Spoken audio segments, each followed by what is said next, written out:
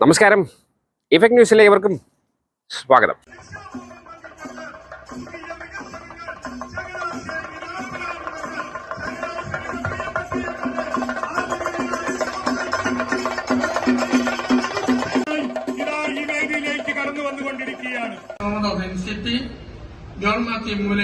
ഷറഫ് മുഹമ്മദ് സാറിനെ വേദിയിലേക്ക് സാങ്കേതിക അനുമതിക്കായി സമർപ്പിച്ചു. ഈ പ്രവൃത്തി ക്രമീകരിക്കുന്നതിനായി ഫണ്ട് അനുമതി, കെയർടേക്കർ റൂം, ടോയ്ലറ്റുകൾ തുടങ്ങിയവയും സജ്ജീകരിക്കുവാൻ കെട്ടിട വിഭാഗം സാങ്കേതിക അനുമതി നൽകുകയും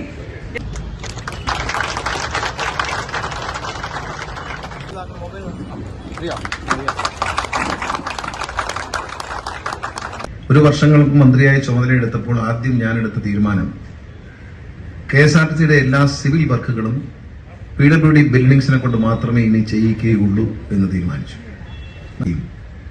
KSRTCയുടെ മുഴുവൻ സിവിൽ വർക്കുകളും ഇനിമേലിൽ കേരളത്തിലെ PWD ബിൽഡിംഗ്സ് ചീഫ് എഞ്ചിനീയറുടെ കീഴിലുള്ള ഉദ്യോഗസ്ഥർ ചെയ്യാൻ തീരുമാനിച്ചു. ബഹുമാനപ്പെട്ട PWD മന്ത്രിയുടെ ഇടപെടലിന്റെ ഭാഗമായി യാതൊരുവിധ സെന്റേജ് ചാർജുകളും ഇല്ലാതെ ഗവൺമെന്റ് മന്ദിരങ്ങൾ നിർമ്മിക്കുന്ന അതേ മാനദണ്ഡത്തിൽ KSRTCയുടെ മുഴുവൻ വർക്കുകളും ഇനി PWD ചെയ്യുമെന്ന് തീരുമാനിച്ചു. മുന്നോട്ട് വയ്ക്കുന്ന ആശയങ്ങൾ ജീവനക്കാർ എന്റെ കൂടെ സഹകരിക്കുന്നതുകൊണ്ട് 10-18 മാസമായി അവർ ശമ്പളം പല പീസായിട്ടാണ് വാങ്ങിച്ചത്.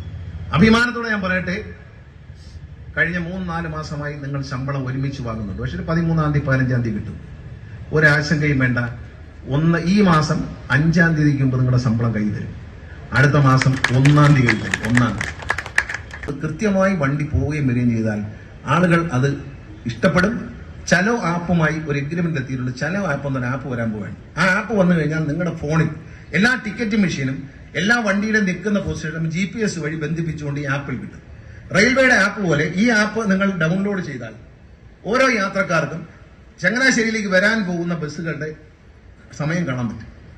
അതായത് ഒരു വണ്ടി തിരുവല്ല പാസ് ചെയ്തു, ആ വണ്ടിയിൽ സീറ്റ് ഉണ്ടോ, ഇരിക്കാൻ പറ്റുമോ, ഉണ്ടെങ്കിൽ അപ്പോൾ തന്നെ റിസർവ് ചെയ്യാൻ കഴിയുന്ന സംവിധാനത്തോടുകൂടി ചലോ ആപ്പ് 2-3 മാസത്തിനുള്ളിൽ കേരളം മുഴുവൻ വ്യാപകമായി വരും.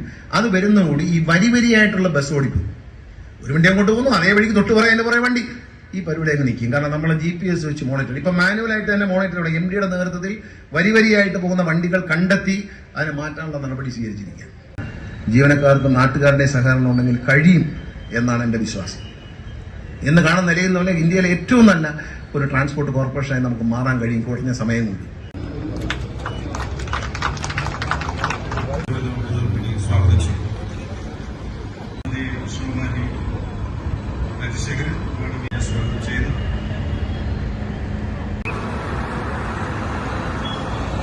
വാർത്തകളും വിശേഷങ്ങളും ഇവിടെ അവസാനിക്കുന്നില്ല. കൂടുതൽ വാർത്തകളും വിശേഷങ്ങളുമായി വീണ്ടും കണ്ടുമുട്ടാൻ. അതുവരെ ഏവർക്കും നന്ദി, നമസ്കാരം.